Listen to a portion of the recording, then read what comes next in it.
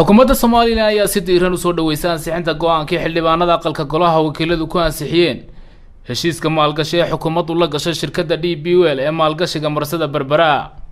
heshiiskaasi oo maanta kalfadhiga aqalka golaha wakiilada lagu ansixiyay waxaana ansixintaasi kadib lagu qabtay shir jaraa'id qasriga madaxtooyada Soomaaliland kaasi oo goobjoog ka ahaayeen xubno ka mid ah golaha wasiirada Soomaaliland ee wasaaradaha warfaafinta, qorsheynta qaranka, xanaanada xoolaha, biyaha iyo safiirka Soomaaliland u fadhiya qunsuliyadda Imaaraadka Carabta. afayeenka madaxtooyada Soomaaliland iyadoo dhammaantood xubnahaasi hambalyo u direen mudanayaasha wakiilada Soomaaliland ee heshiiskaasi ansixiyay. xubnahaasi oo hadalka u kala dambeeyay ayaa waxa ka mid ah hadalkoogii saataan oo maxaan ku dhahdaa ku ansixiyay inuu heshiiskaasi mid noqdo bil meel mara. arrintaas waxa ka jawaabaysaa afarna way diideen midna uu ka aamusay.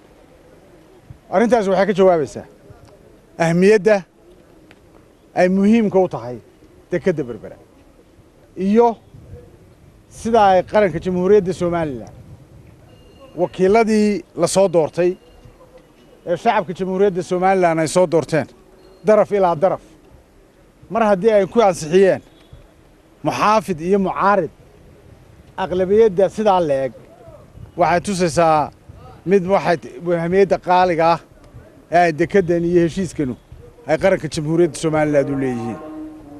wasiirka ayaa ka hadli doona waxyaabaha dekeddu ay muhiimka ka tahay, laakiin waa mid la isku wada raacsan yahay haddii hadal jiray ama hoos loo hadlayay ama kor loo hadlayay arrintaa waxaa soo afjaray codaynta mugga leh ee maxaan ku dhahaa golaha wakiiladu ku ansixiyeen.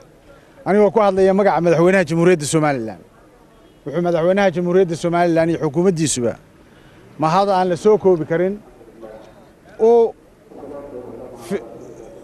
u fidinayaan oo u dirayaan wakiiladii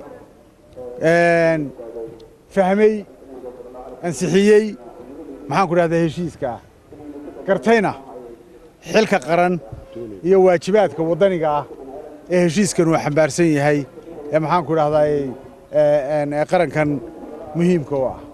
isagoo madaxweynuhu aad iyo aad ugu bogaadinaya una hambalyeynaya uguna mahadnaqaya waxaynu sugnaaba waxa weeye DBWL oo maxaan ku dhahdaa bilaabanta dekeddii cusub oo noqonaysa ta ugu horreysa ee bilaabanta oo maxaan ku dhahdaa shaqo la'aanta oo inaga yaraata kambaniye cusub oo Jamhuuriyadda Soomaaliland ku yimaado oo xagga free zone-ka ay maxaan ku dhahdaa ku bilaabma.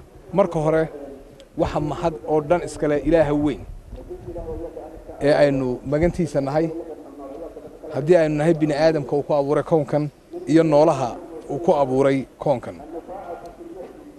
Ilaahay wuxuu ina waafajiyay inaynaan ka leexan dariiqii horumarinta dalka oo ah horumarinta dalka oo u horeyso dekedda Berbera ee caalamiga ah.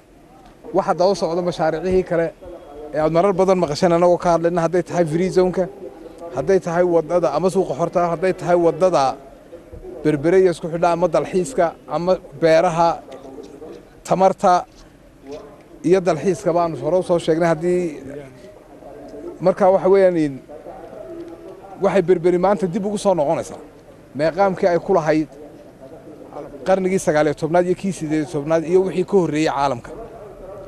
waxaad moodaysaa 40kii sannadood u dambeeyay inay Berbera saaxadda ina shiikhaysay oo saaxadda ka sii baxaysay iyadoo horumarin laga sameeyay dekedaha deegaanka iyo gobolka ku yaala. maanta kuwiiba la jaan qaadaysaa, la tartamaysaa. ummaddeennuna oo lagu qiyaasa 4 milyan iyo xoogay waxaan u malaynayaa inay noqonayaan dadka ugu nasiibka badan. intaa kadib anigoo ku hadlaya afka guddigii ka shaqeynayay arrimaha dekedda waxaan u mahadnaqayaa golaha wakiilada oo dimuqraadiyad iyagoo adeegsan ee aynu magantiisa nahay haddii aynu nahay bini aadamka uu ku abuuray koonkan iyo noolaha uu ku abuuray koonkan. Ilaahay wuxuu ina waafajiyay inaynaan ka leexan dariiqii horumarinta dalka